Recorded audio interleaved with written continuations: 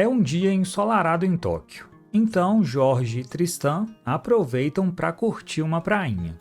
A tranquilidade e descontração daquele momento fazem Jorge refletir um pouco sobre a vida, e ele questiona o amigo se eles sempre terão que batalhar contra o mal. Tristan, que aprecia a emoção do combate, não compreende muito bem os sentimentos do companheiro. Assim, angustiado, o samurai da água reza para nunca mais ter que usar sua armadura novamente. Não muito longe dali, no distrito de Shinjuku, uma das regiões mais movimentadas de Tóquio, a temperatura aumenta de forma repentina. O sol fica mais intenso, sopra um vento quente, uma mancha negra aparece no céu e surgem miragens de girafas, elefantes e de vegetação tropical, similares à savana africana.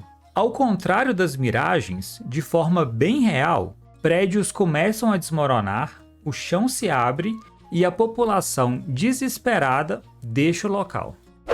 Longe dali, Tommy e Yuli caminham despreocupados, mas essa tranquilidade não ia durar muito tempo. Mia chega cheia de estilo, dirigindo seu Jeep, e guiados por fogo branco, os três partem rumo a Shinjuku. Mas quem já havia chegado lá primeiro era o Hector. Caminhando pela região deserta, a população japonesa é realmente eficiente em evacuar uma área de risco, porque não tem uma alma viva no lugar. Ele percebe que as miragens tinham ficado mais intensas. Surge um guerreiro extremamente ágil, com um boomerang gigante, capaz de fatiar prédios. Ele é muito forte e pressiona o samurai. Fogo Branco chega para ajudar Hector, mas o guerreiro oferece seu braço ao tigre, que o morde e então desiste da luta. Fica mansinho. Ele ganha até um carinho ali. Traidor. Sem poder contar com seu fiel amigo, Tommy, com uma acrobacia, e César, com uma bela jogada de cabelo, chegam para ajudar. Os três vestem a armadura, mas são solados pelo guerreiro, e ficam impressionados como um cara sem armadura consegue enfrentá-los assim. Tristan e Jorge, que tinham ouvido a notícia do incidente pelo rádio, chegam ao local. Tristan, sem titubear, parte para a briga, mas toma um sacode do guerreiro. O Jorge, porém, numa síndrome de Shun, fica choramingando e diz que não quer lutar. O guerreiro, que até aquele momento não tinha dito sequer uma palavra, quebra o silêncio. Ele proclama algumas palavras numa língua desconhecida e veste uma armadura semelhante à armadura do inferno, só que na coloração preta.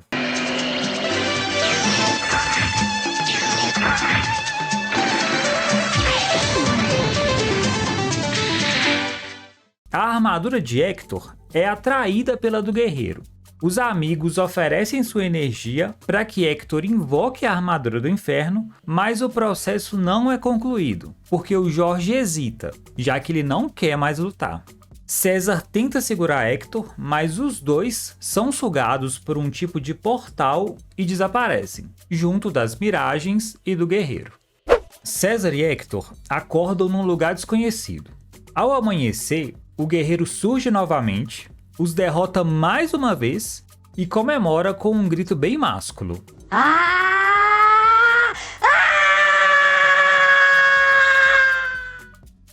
O guerreiro arrasta o corpo dos samurais e os leva até uma prisão. De volta ao Japão, Tristan e Jorge se desentendem. De um lado, o Tristan tá com raiva pelo Jorge não ter emprestado seu poder para invocar a armadura do inferno. Por outro, o Jorge acha o Tristan muito ingênuo e simplista, já que os três não são fortes o suficiente para derrotar o guerreiro, ainda mais sem um plano. O Tristan acha que é só chegar lá e resolver tudo na porrada. Tommy tenta apaziguar, dizendo que lutar e proteger a Terra é o destino deles, é o legado do Monge Caos. Só que o Jorge não quer saber desse papo de destino. Os ânimos se exaltam, Jorge dá um socão no Tommy e dá um no Tristan também, e inclusive monta nele pra bater mais. Só que o Yuli separa a briga. A que ponto chegamos, meus amigos? Tristan, o Samurai Warrior mais forte, apanhar pro Jorge, o Samurai Warrior mais sem graça, e ainda ser salvo pelo Yuli, É muita humilhação.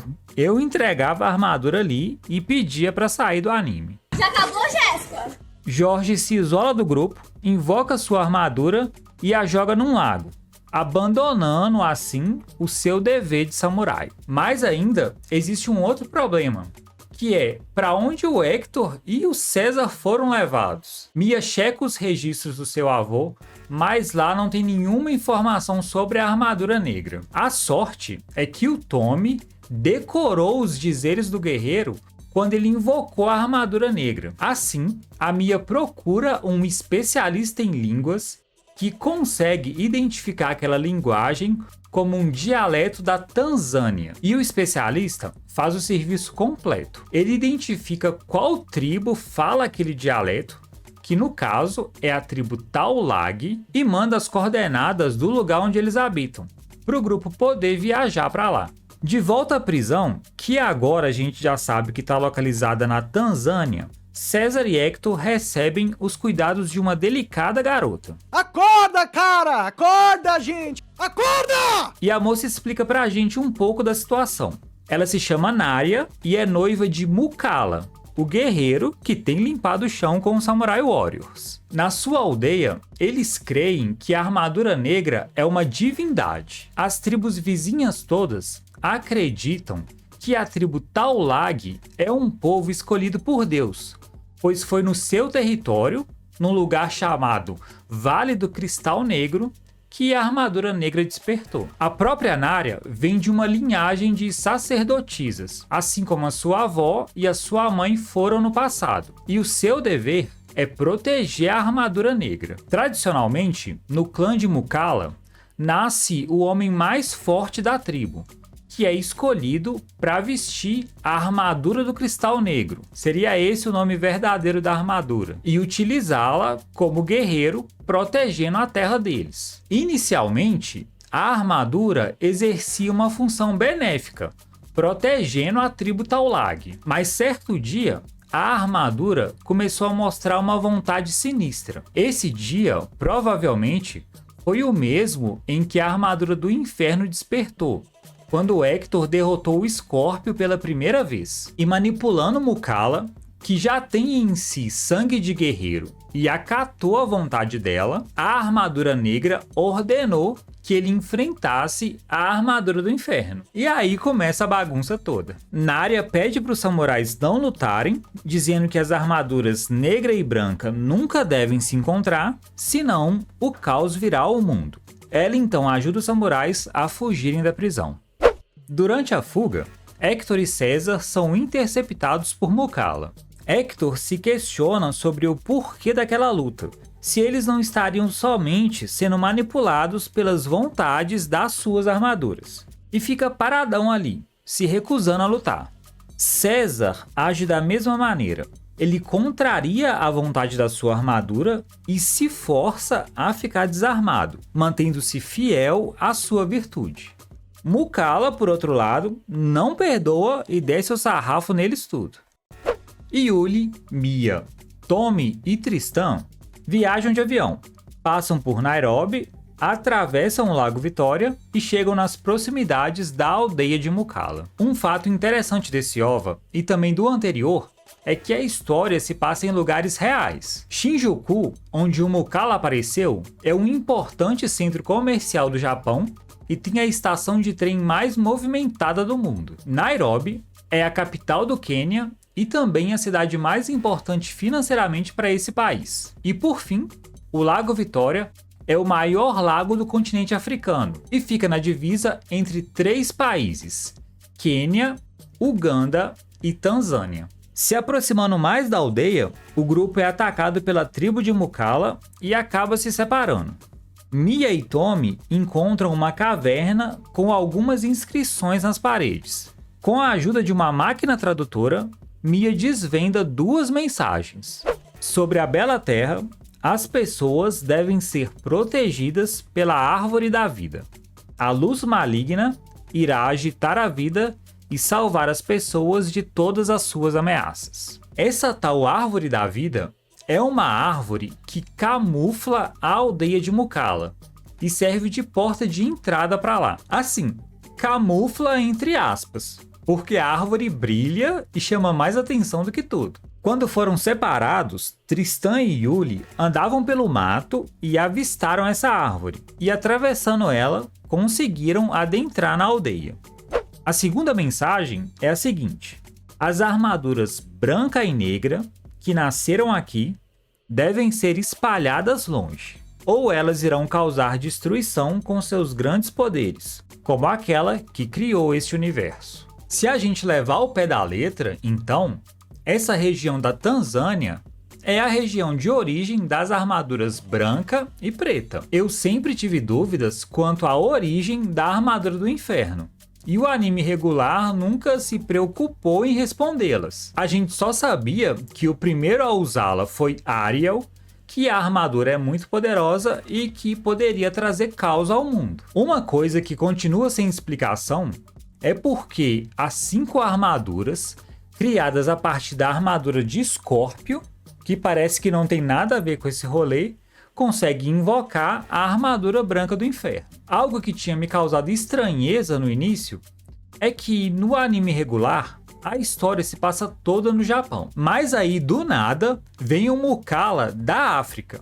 Parece não fazer muito sentido, mas isso pode ser explicado por essa mensagem, que diz que as armaduras branca e preta que nasceram aqui devem ser espalhadas longe. Ou seja, em algum momento da história, essas armaduras foram separadas e a branca acabou indo parar no Japão. E por fim, o que me deixou mais curioso foi a parte final da mensagem, que diz: ou elas irão causar destruição com seus grandes poderes, como aquela que criou este universo. Aquela o quê?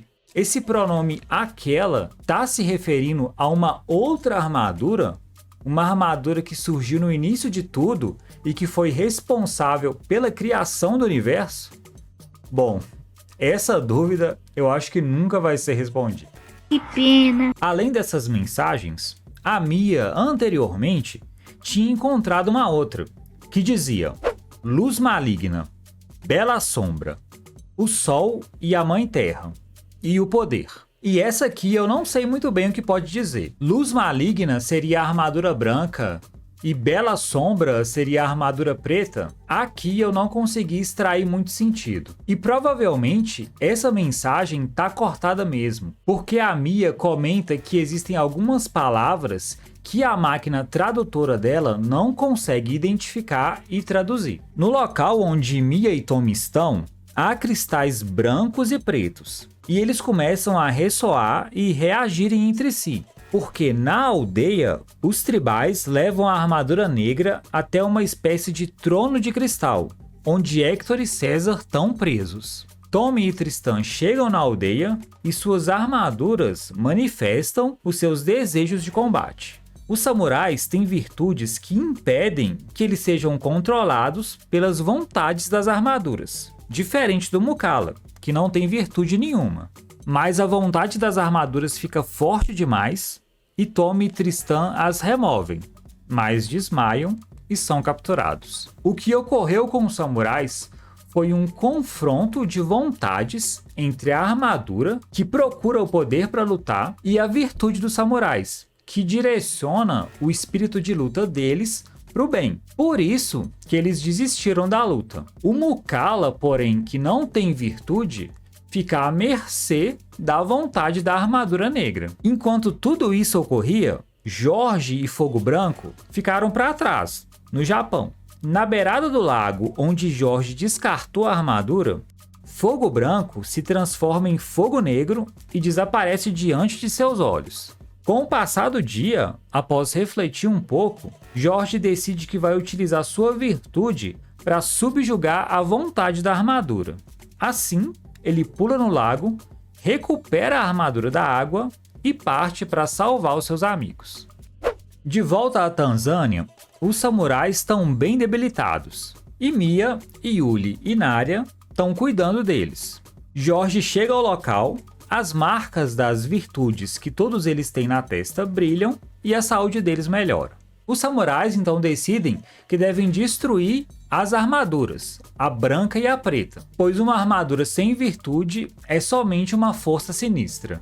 Acontece então uma cena meio estranha em que o fogo negro sai de dentro do fogo branco, chama a armadura do Jorge e a armadura sai andando. Que viagem é essa, véi? A inscrição da confiança sai da joia, marcando assim a ruptura do elo entre armadura e samurai.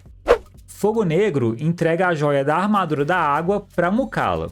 Ele posiciona todas as armaduras dos samurais em cristais, e de um cristal branco surge a armadura do inferno. Os samurais chegam ao local. A armadura branca meio que assume vida própria, invoca um eclipse e começa a lutar contra os samurais, que vestem as suas armaduras tradicionais para combatê-la. A armadura do inferno dá uma surra neles. Então, eles juntam os seus espíritos, suas virtudes e conseguem parar a Inferno Branca. Mas o problema não acabou, pois Mukala é possuído pela armadura negra. Hector veste a armadura branca, agora já purificada pelas virtudes do coração humano, e luta contra Mukala.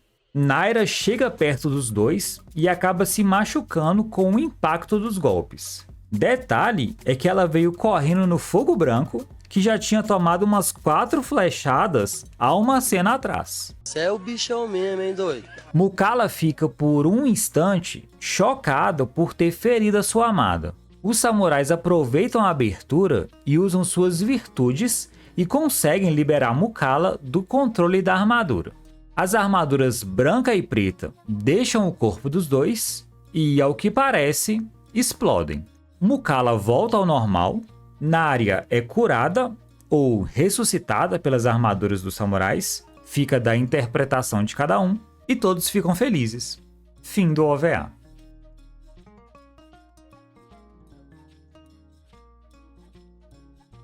Galera, esse vídeo aqui eu acho que foi o com o roteiro mais difícil que eu já fiz até hoje. Eu não sei explicar muito bem o porquê, mas eu tive uma dificuldade imensa em conseguir construir um texto fluido e contar os acontecimentos desse OVA. Acredito que é porque esse OVA tem elementos mais simbólicos e você tem que tentar interpretar com mais cuidado para eles fazerem algum sentido. De cara, a gente vê que foi dado mais espaço a uma subjetividade, já que vão ser trabalhados aspectos psicológicos dos personagens, com um foco no Jorge, que até então, para mim, era o personagem mais sem graça e que vai mostrar um certo descontentamento com essa vida marcada por lutas. Ele só queria ficar ali de boa com os amigos, sem se machucar e sem se colocar em situações de perigo. Essa coisa das armaduras terem desejos malignos já tinha sido trabalhada de forma mais leve durante o anime regular, como por exemplo no episódio em que o Tristan é seduzido pelo Scorpio, que fica tentando chamar ele pro lado do mal, e depois o Tristan fica com um certo receio de usar sua armadura, e também no episódio em que o César tenta destruir a armadura da luz. A gente tem que lembrar que as armaduras têm uma origem maligna, elas têm um instinto violento, já que elas foram criadas a partir da armadura do Scorpio. E o OVA trouxe com intensidade essa questão de que é o espírito humano, as virtudes, que controlam o poder das armaduras. Para mim, esse OVA quis passar a seguinte mensagem: existe o poder, existe a violência. O poder e o uso da violência por si só, sem objetivo e sem virtude, só trazem destruição. Mas por outro lado, poder e violência balizados por bons valores, por virtudes, podem ser benéficos e garantir a paz no planeta. E apesar de tudo, desse ritmo meio arrastado, eu gostei do OVA. Eu acho que ele amadurece um pouco a obra. Quanto à animação, novamente, a gente não consegue achar um arquivo com uma qualidade boa. E tem aquele problema de tudo ser meio escuro, principalmente nas cenas de combate. Mas nesse caso aqui em específico, eu acho que isso foi um pouco intencional, para dar um tom sombrio às cenas de luta. Tem algumas poucas coisas que eu achei que ficaram meio furadas. Por exemplo, o Tommy ouve uma vez só o dialeto do Mukala, uma língua totalmente estrangeira para ele, mas ele consegue decorar aquela frase e depois reproduzir ela fielmente, de forma que a Mia consegue pegar aquele trecho do idioma e escrever e mandar para o especialista em línguas.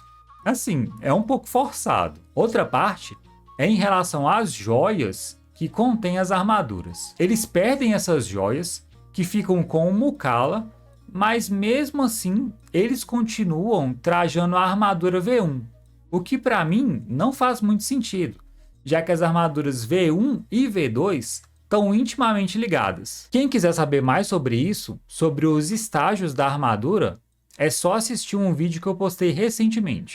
Vou deixar o link aí na descrição e no comentário fixado. A trilha sonora, eu não achei nada demais. Pra falar a verdade, tem alguns momentos que eu acho que ela tá até meio deslocada. Mas o tamborzinho que aparece quando o Mukala vai lutar, esse eu achei que ficou bom.